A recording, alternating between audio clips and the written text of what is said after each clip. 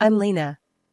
My world used to be pretty decent, with my mom, Jane, being the cool optometrist in town and my dad, Richard, playing the hotshot plastic surgeon. Our house was always buzzing, either with mom's gentle guidance or dad's big tales of making people beautiful. Lena, pass those files, will ya? Mom would call out during her sessions at home. I loved being her sidekick, feeling kinda important in our little clinic world. Dad was another story. He'd breeze in, all charm and stories about his latest masterpiece surgeries. You know, beauty ain't just about what you see. Mom would hit back, trying to teach me something deeper. I didn't get all their jabs at each other, but I felt the chill in the air. Our dinners were a mix of medicine talk and Dad's bragging, till he started coming home late, the air thick with unsaid stuff. Late work again? Mom would dig, her voice sharp. Someone's gotta do the real work around here, Jane. Dad snapped one evening, colder than ever. Mom's face would tighten, but she kept her words locked up. Then, the storm hit. Dad had been messing around with his much younger assistant. The day he decided to bail, he packed up like he was just heading off to another conference, not leaving his whole life behind.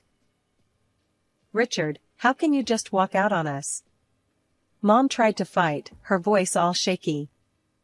It's not you, it's me. Look after your mom, Lena, he said, barely glancing my way. His advice felt like a slap. Wasn't he supposed to be the one looking after us? What followed was a nightmare. Mom dove headfirst into a depression so bad, it felt like she'd vanished. We had to ditch our home for a cramped apartment, all 'cause Dad decided he wanted the house for himself and his new chick. Why's he doing this, Mom? I couldn't wrap my head around the mess. People change, Lena. Or maybe they just show their true colors. We'll get through, she whispered, but it was like talking to a ghost. She was out of it, barely holding on. We were sinking fast, and then came my grandparents, throwing us a lifeline with all the love and backup we needed. Your mom's stronger than she knows, Lena. We'll help her back on her feet, Grandpa would say, him and Grandma standing like two pillars by our side. They never trash-talked Dad, but the lesson was clear, family's what you have when the world turns its back. Then came the final blow. Dad wanted the house, all for himself and his new family. Mom was too beaten down to fight, nearly letting him have it all. But then, my grandparents stepped in, guns blazing. They hired a lawyer who fought tooth and nail, managing to claw back half the house's value. That house got sold, and with that money, Mom could afford a small apartment for us. Life took a nosedive after Dad bolted. Mom, once vibrant and full of life, became a shell of herself. Our new digs? A cramped apartment that felt more like a box than a home. The shift from our comfortable life to this was like night to day, and not in a good way. Mom's clinic work dried up. She'd stare at the phone as if willing it to ring, but it sat silent, a mocking reminder of how far we'd fallen. The days she managed to drag herself to the clinic were victories, but they were few and far between. Lena, breakfast. She'd call out on her good days, her voice lacking its usual warmth. I knew those days. It meant she was trying, for me. I'd shuffle into the kitchen, finding her staring out the window, coffee untouched. You okay, Mom? I'd ask, even though I knew the answer. I'm fine, honey. Just tired. She'd lie, plastering on a weak smile that didn't reach her eyes. School became my escape. It was there I could pretend everything was normal, that my family wasn't crumbling. But kids talk, and it wasn't long before whispers of my dad's affair and our fall from grace reached my ears. Hey, Lena, heard your dad left 'cause he got tired of your mom. That true? Jack, a kid with too much mouth and too little sense, sneered one day. Shut it, Jack. You don't know anything. I'd snap back, fists clenched. I learned to fight with words, my tongue as sharp as any knife. At home, the silence was deafening. Mom and we were like two ghosts, passing each other in a fog of sadness. But then, Grandma and Grandpa stepped in. They were our rock, refusing to let us sink further. Jane, you can't let this beat you. You're stronger than this, Grandpa would say, his voice firm yet filled with concern. I know, Dad. It's just hard, Mom would respond, her voice a whisper, her spirit broken. Hard? Life's always hard. It's about getting up, dusting yourself off, and going again. Lena needs you. Grandma would chime in, no nonsense as ever. Their visits brought light into our dim world. They helped with bills, groceries, and most of all, they brought hope. Hope that things could get better, that we weren't alone. Lena, why don't you help me with this? Grandma would say, handing me a recipe.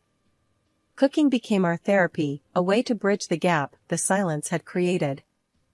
I watched Mom slowly, ever so slowly, start to come back to life. She began seeing patients again, her clinic's phone starting to ring with life.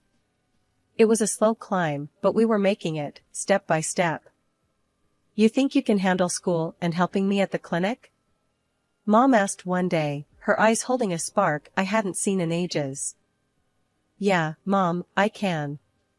Let's do this, I said, my voice more confident than I felt. But I was ready to fight, ready to help us move forward. The struggles were real, but they made us stronger. The betrayal, the hurt, it was all part of our story, but it wasn't the end. It was just a chapter, one that taught us about resilience, about fighting back when life knocks you down. Then my grandparents died quietly one after the other. They left us a legacy, a bittersweet gift that propelled us into a new chapter. With it, Mom found the strength to open her own ophthalmology clinic. It was a fresh start, a chance to rebuild from the ashes of our past. I'm thinking of naming it Visionary Futures, Mom announced one evening, her eyes shining with a mix of excitement and nervousness. Sounds like a superhero base, not an eye clinic, I joked, trying to lighten the mood. Mom chuckled, shaking her head. Maybe so, but it's about looking ahead, Lena. We're moving forward, not looking back. I helped set up the clinic, painting walls, assembling furniture, and sorting through endless boxes of medical supplies. It was hard work, but there was a sense of hope and purpose in the air that had been missing for too long. Lena, can you help me with this? Mom called out from the reception area. I walked over to find her struggling with the computer system we'd installed. Let me try, I said, taking over the keyboard. You know, for a tech-savvy generation, I'm pretty useless at this stuff. You're doing better than me. I still miss paper records, Mom replied with a sigh. The clinic slowly started to take shape, becoming more than just a building, it became a symbol of our resilience. We were both learning and growing, finding our footing in this new reality. Opening day arrived faster than we anticipated. Mom was a bundle of nerves, double-checking everything and pacing the floor of the clinic. What if no one shows up? What if we fail? She whispered to me, her usual confidence wavering. We won't, I said firmly, more to reassure myself than her. You're the best eye doc in town. People will come. And come they did. The clinic was busier than we ever imagined, with patients praising Mom's expertise and the warm, welcoming environment we'd created. It felt like we were finally turning a page, leaving the shadow of Dad's betrayal behind us. In the midst of all this, I started to find my own place in the clinic. I wasn't just the daughter of the owner, I was a part of the team, helping patients and learning more about ophthalmology than I ever thought possible. Lena, you have a real knack for this, Mom said one day, watching me interact with a particularly difficult patient. Have you ever thought about going into medicine yourself? I shrugged, unsure. The thought had crossed my mind, but it felt like a huge step. Maybe. I like helping people, and working here has been eye-opening, no pun intended. Mom laughed, pulling me into a hug. Whatever you decide, I'm proud of you. We've come a long way, haven't we? Yeah, we have, I agreed, looking around the busy clinic. We really have. As days turned into weeks, and weeks into months, the clinic thrived. We were no longer just surviving, we were living. It wasn't always easy, and the shadow of the past sometimes loomed over us, but we faced each challenge together, stronger and more united than ever. After high school, I had this crossroads moment, you know? Mom sat me down one evening, her clinic files spread out like a sea around us. "Lena," she started, that serious tone in her voice that always made me listen up. "Have you given any thought to becoming an optometrist? You've got the brains and the heart for it." Honestly, I had tossed the idea around in my mind, playing with it like a puzzle piece, trying to find where it fit in my future. "Yeah, I've thought about it, Mom. It's just big, you know? Following in your footsteps." She smiled, that warm, reassuring smile that could light up our cramped living room. "Big, yes, but not impossible. You've been my right hand here since you could barely reach the counter. You've got this, Lena." So, I took the leap. I enrolled in medical college, diving headfirst into the world of medicine. Those years were a blur of textbooks, late-night study sessions, and more coffee than I care to admit. But I made it through, graduating with a sense of accomplishment that was both mine and a tribute to the path Mom had paved for me. I interned at her clinic, getting hands-on with everything from patient consultations to managing the inventory of lenses and frames. It was during this time I continued my medical education, never letting the dream of expanding our clinic fade into the background. Then came the International Ophthalmology Exhibition in our city. It was a big deal, and Mom had been buzzing about it for weeks. "Lena, this could be a game-changer for us," she'd said, her eyes sparkling with that familiar mix of excitement and determination. And she was right, but not just about the clinic. At the exhibition, I met Alex. He was there representing a major pharmaceutical company, and from the moment I saw him, it felt like someone had punched the air out of me. He had this easy charm, a smile that felt like it was just for me, and eyes that listened. We got to talking, first about the boring stuff, supply contracts, new drugs on the market, the usual. But then, the conversation drifted. He asked about my work at the clinic, about what it was like growing up in a family so dedicated to healthcare. "You really love it, huh? The clinic, I mean," he said, leaning in, genuinely interested. "Yeah, I do. It's more than just a job, you know? It's part of who I am," I replied, surprised at how easy it was to open up to him. He nodded, that smile never leaving his face. "I get that. It's the same for me. Passion drives us." Things moved fast after that. Alex started showing up at the clinic, under the pretense of official pharmaceutical business, but we both knew it was more. He'd bring coffee, we'd steal moments between patients to chat, and before I knew it, I was falling hard.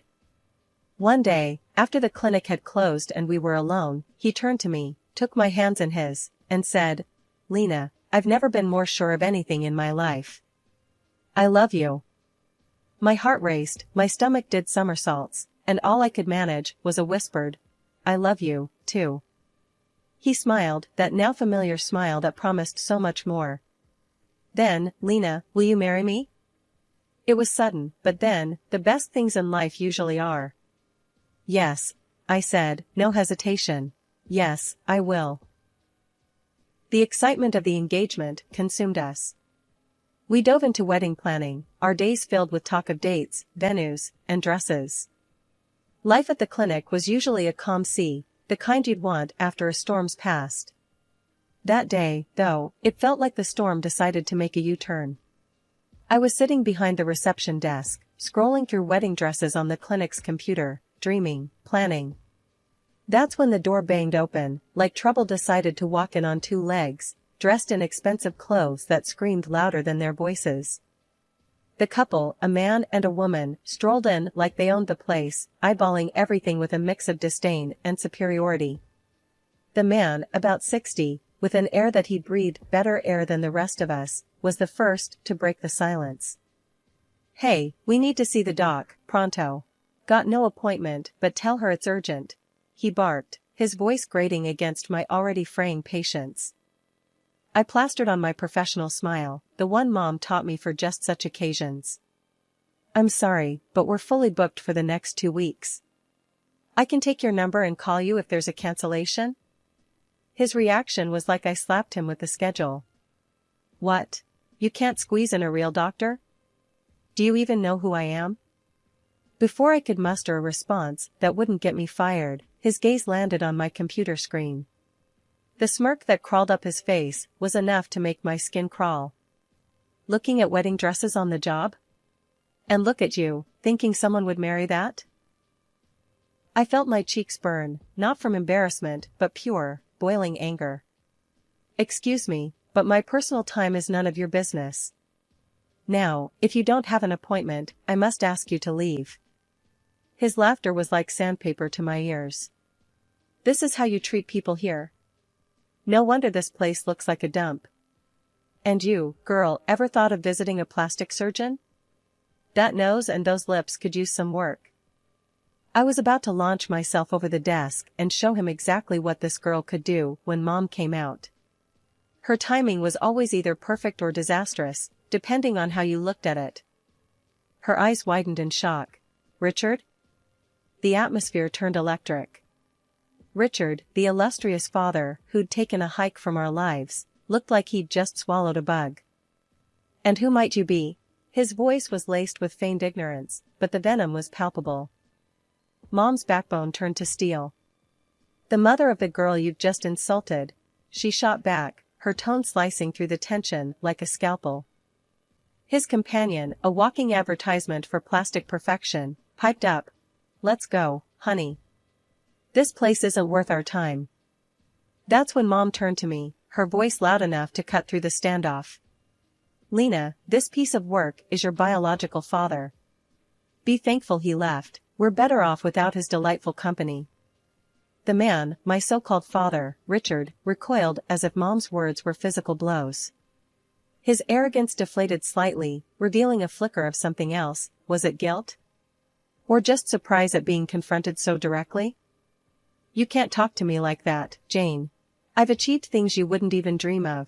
He shot back, trying to recover his earlier bravado. Mom snorted.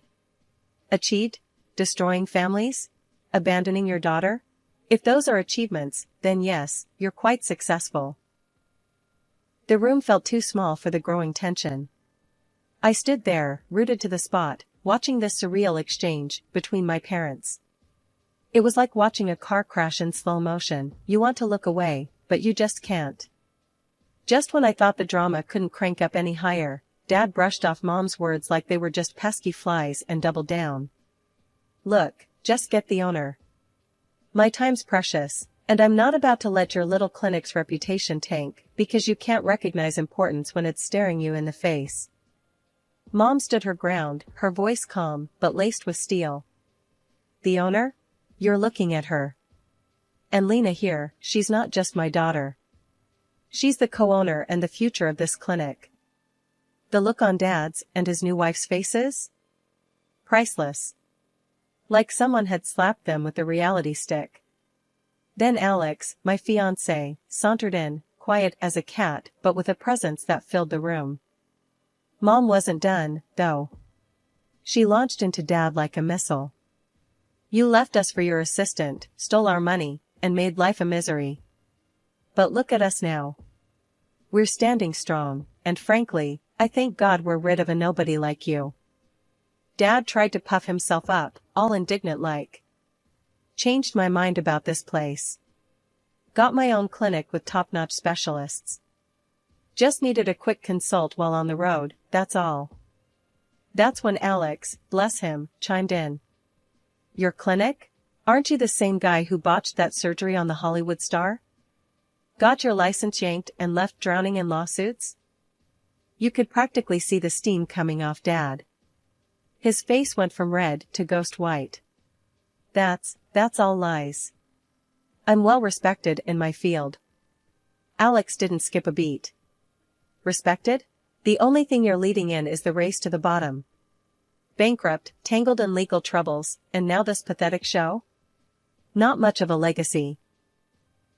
Dad just soaked it all in, face getting redder with every word, until he couldn't take it anymore. That's a load of bull. He exploded, his voice cracking under the pressure. I'm a legend in plastic surgery. My hands work magic. He gestured dramatically towards his wife, as if she was his masterpiece exhibit. Mom, Alex, and I couldn't help but take a good look at her, and, well, let's just say it wasn't a pretty sight. The work he'd done was questionable at best. Seeing our reactions, Dad's wife lost it. She hurled insults at him like grenades, her voice sharp and cutting. "Bad doctor. Bankrupt. You're a disgrace." And with that, she stormed out, leaving a silence that echoed off the clinic walls. Dad, now alone and looking smaller than I'd ever seen him, slunk off after her without another word. It was like watching the end of a sad, twisted play. After my dad and his wife made their less than graceful exit, the clinic felt lighter somehow, like we'd just aired out a room that had been closed off for too long. Mom and I shared a look, a mix of relief and disbelief. Alex stood by the reception, a silent but solid support system. "Can you believe that just happened?" I broke the silence, still reeling from the encounter. Mom let out a laugh, the tension in her shoulders easing. "Believe it? I lived it. And honestly, Lena, I'm just glad it's over." Alex came over, putting an arm around me. "You both handled that brilliantly. If that was me, I don't think I could have kept my cool." I smiled, leaning into him. "We've had a bit of practice dealing with difficult patients, but he's on another level." "Yeah, well, he's gone now. And from what I've seen, he won't be back anytime soon," Alex added, ever the optimist. Mom nodded, her gaze thoughtful. "It's strange. For so long, the thought of facing him seemed like the ultimate showdown. Now that it's happened, it feels like, I don't know, like closing a book I've been reading for too long." "That's because we're on to the next chapter," I said, feeling a surge of hope. "And this time, we're writing it on our terms." As the day wound down, I found myself staring at the door Dad had walked out of. It was just a door, but it felt symbolic, like the barrier between our past and our future. "Thinking about locking that door and throwing away the key?" Alex joked, coming up beside me. "Something like that," I admitted. "But more about all the doors that are still open for us." Mom joined us, her arm linking with mine. "He may have left a shadow here once, but we're the ones who choose what fills this place now. Love, care, and a whole lot of hard work." "Yeah, and a no jerks allowed policy," I added, earning a chuckle from both of them. As we locked up the clinic that evening, the sunset painted the sky in hues of hope and promise. The departure of shadows wasn't just about Dad leaving, it was about us stepping out from under the weight of his influence, ready to face the light of a new day. A few months down the line, the wedding bells were ringing. Me and Alex tied the knot in this cozy little ceremony. Just a bunch of our relatives and close friends, the kind of people who'd been there through thick and thin. Dad? He was nowhere in sight, which suited me just fine. The day was perfect without his shadow looming over us. Chatting with some of the docs we knew, the gossip mills were churning. Turns out Dad had crashed and burned, big time. Debts up to his eyeballs, and his last bit of property snatched away to cover some of them. And the cherry on top? A lineup of angry patients with botched jobs ready to take him to court. Karma's a real kicker, ain't it? "So, he's really tanked, huh?" I said to Mom over coffee one morning, trying not to sound too smug about it. Mom sighed, her eyes a mix of relief and something a bit softer, maybe pity. "Seems like it, Lena, but let's not dwell on it. We've got our own lives to live." "Yeah, you're right," I replied, feeling a twinge of, I don't know, something. Not exactly sadness, but close. "It's just crazy, you know? After everything." Alex, ever the voice of reason, chimed in. "Life's about moving forward, not looking back at the debris. We've got a lot to be thankful for." He was right, as usual. The wedding was a blast, a real celebration of new beginnings. And with Dad's drama finally in the rearview, it felt like we could breathe again, really breathe. "Our little family's got a bright future ahead," Mom said, her hand finding mine. "Let's focus on that." And that's exactly what we did. The clinic thrived, our marriage was full of love and laughter, and the shadow of Dad's legacy faded into nothing more than a bad memory. We were building something new, something ours, and nothing could drag us down. Looking back, I wouldn't change a thing. The hardships, the battles, they made us who we are. And standing there, with my mom and Alex by my side, I knew we were unbreakable. The past was just that, the past. Our eyes were set on the horizon, eager for the dawn of our new day.